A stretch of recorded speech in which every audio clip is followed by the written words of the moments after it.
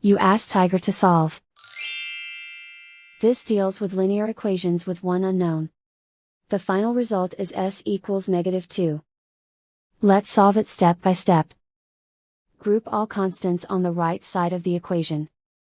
Subtract 15 from both sides. Simplify the arithmetic.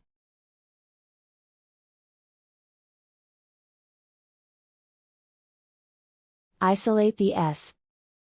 Divide both sides by 25. Simplify the fraction.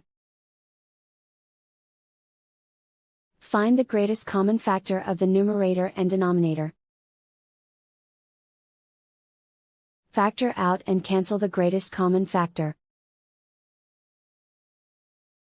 And so the final result is s equals -2.